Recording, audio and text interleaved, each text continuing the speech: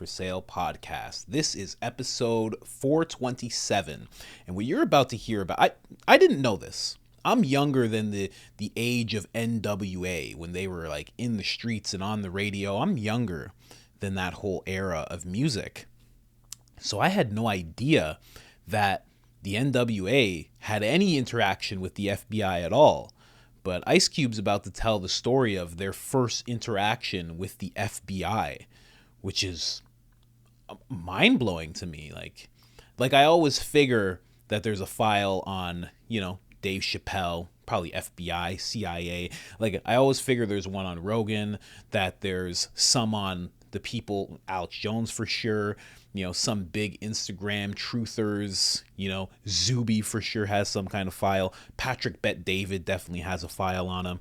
The regular. Schultz is probably going to have a file on him sooner or later. But to know that the FBI was actually just interacting with them, letting them know that they see them, and, well, I'll let Ice Cube tell the story. Very, very interesting to me. Before I bring you there, I got to bring you to the Soul Not For Sale shirt, because I'm about to do a very patriotic design with this shirt, and I love it. Absolutely love it. That website, I was going to say Soul Not For Sale. It's not Soul Not For Sale. It's IamCoachColin.com. The website again is IamCoachColin.com. Now I'm going to give you a little discount code. Listen close. Pretty clever of me. It's I am Coach Colin. It's all capitals. It's all one word. I am blessed and highly favored. I have an alarm that says that, and it just went off. Praise God. It is all one word. It is all capital letters. There's one L on the Colin, and if you put that in, you will receive 10% off of anything you choose to purchase within our beautiful store. Now let's get into this actual clip. Ice Cube talking about his interactions with the FBI. Let's go. Did you ever think you would have to think about it so much, though? Like, I didn't think about this so much like 10, 15 years ago. Well, I always had my kind of, ever since, people like Tipper Gore come after you. Oh, yeah. You pay attention to where the shots are being fired, so. Before then, just a little, I was sitting, my pops would look at the news and yell at the screen. You know what I mean? That's how I know what was bullshit and what was real, and then, I started doing my thing, and then, like, the law, the FBI, all these agencies started to come down on us. Really scared the shit out the record company, because we could care less. Like, we was like, the day we got the FBI letter. What was the FBI letter? We got an FBI letter. They sent the letter to Priority Records saying one guy was like, I'm, part of this department of the FBI, and we're very concerned with this record called Straight Outta Compton. You guys got a song on there called Fuck the Police, and we think this song could encourage, people to go against law enforcement and blah, blah, this and blah, blah, that. And basically, we'd like it if you guys took it off the shelf, to that tip. So, they call us up there, they panicking. We don't know why they want us to come. They just like, man, you got to come here. We got to talk to you. We get up there and it's like, pull out this letter, FBI. And we're like, he's like, man, do you know what this is? He's fucking agent. He sent me this letter, and, they was all like nervous and shit. And we're looking like, a letter? That's all you get? They're not going to come in here and try to fuck with us? Like, they're not going to, arrest us, cuff us, rough us up, none of that? And we're like, y'all scared over a fucking letter? Come back to South Central with us, Deal with the sheriffs down there, They do way more than give you a letter. So we felt that it was like, Easy was like, we're going to be big as fuck after this. You know what I'm saying? and so, but the guys at the record company, this was the first time they ever dealt with, like, pushback. First time the government probably even knew they existed. So they were freaked out, and we were like, okay, we was looking for them to raid our houses and shit, like, damn, because we done seen the battle ram, we done seen them run up in people's houses on dope charges, whatever, especially in the late 80s, early 90s, that's like they got a kick out of just running up in people's houses and shit. So we were like looking for that to come in the next few weeks. We was looking like, oh, they about to hit us, and it never happened. So we was like, what's the issue? What's the problem? Why So it was everybody just so that scared? letter and that was it? It was just that letter. And then we made the letter public, and they kind of just backed off and shit. And then it became this big story of, the FBI hates this group. I think we was on the cover of, like, one of those, New York magazines, and it was like, the FBI hates this group. Yeah, look at this. Yeah, the FBI hates this band. Wow. Yeah. Easy was right. Yeah, he was. That's the letter. Wow. Look at that. A song recorded by the rap group NWA on their album entitled Straight Outta Compton encourages violence and disrespect for law enforcement officer and has been brought to my attention. I understand your company recorded and distributed this album, and I am writing to share my thoughts and concerns with you. Advocating violence and assault is wrong, and we in the law enforcement community take the exception to such action. Violent crimes, a major problem in our country, reached an unprecedented high in 1988. 78 law enforcement officers were feloniously slain in the slain in the line of duty during 1988. 4 more in 1987.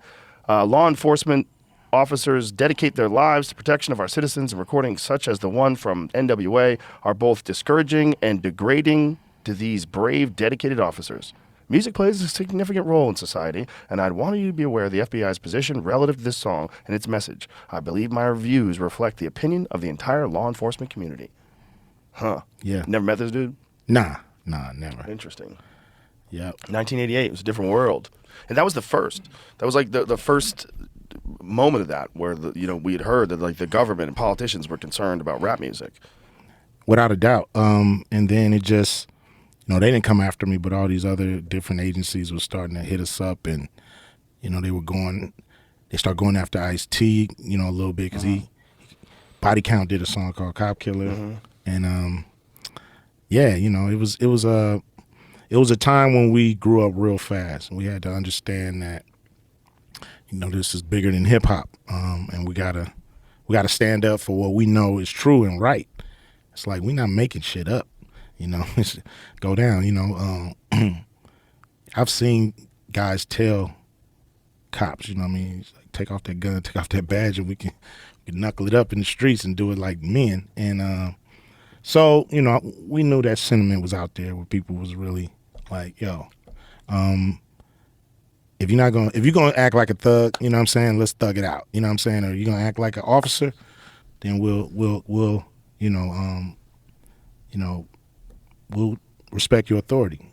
You see what I mean? Yeah. So it was a lot of cops that we respected that came through, and they would treat us like, real humans, not like, suspects.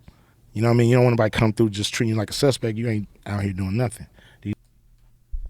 Man, very interesting. Very, very interesting. Just to know that the FBI sending them letters, then he brings up other agencies and he doesn't go deeper into that.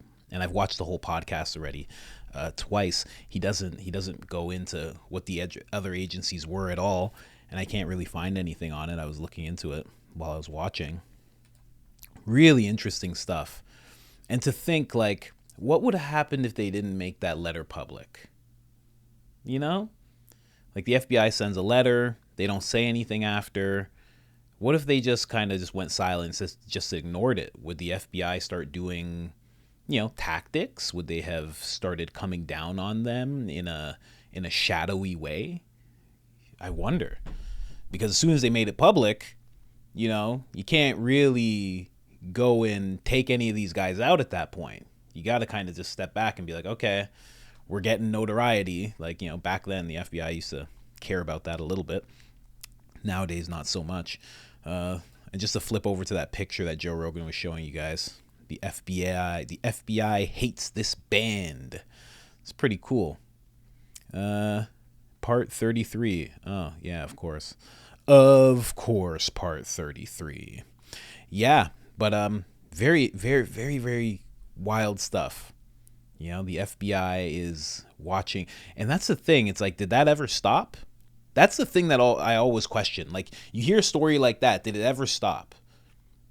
Or did they just stop sending letters to bands, to rap groups? Right?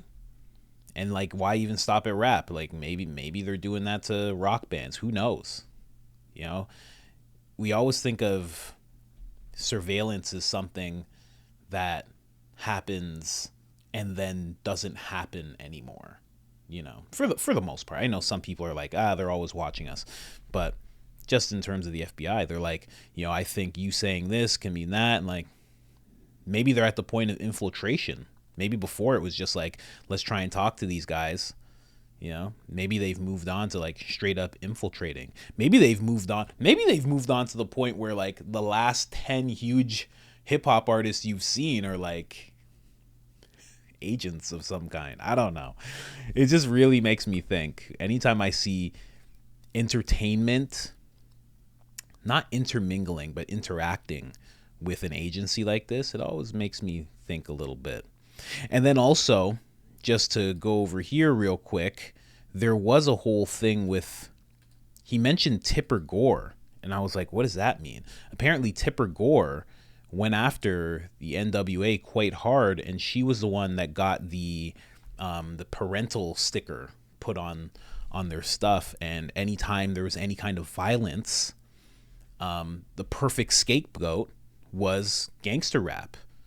Anytime. So the same way if a shooting happened, they used to blame Eminem. He was like a perfect scapegoat. He would say a bunch of violent stuff, and it's like if anything happened, it's like, well, blame that guy. They're all listening to that guy. Now all of a sudden we're at a point in time where we know about depression, we know about medication, we know about their side effects, so we understand that there's a couple of other factors at play when these type of things happen. Before, in the 80s, you didn't know that. So you could just turn to this wild group that you've never seen before, and you blame it on them. Very, very interesting to think about. FBI hates this band. Well, let me know what you guys think. Like the video, boost us out of the shadow realm. What do you think about the FBI interacting with Ice Cube and the NWA? I keep saying the NWA like I'm an old white guy. You know, whatever. I'm not used to talking about that group. I'm younger than their music. It's just NWA, obviously, but I guess you could be like the ends with attitude. If you can't tell, I grew up in a suburb. If you can't tell, like the video, help boost us out of the shadow realm. It helps so much.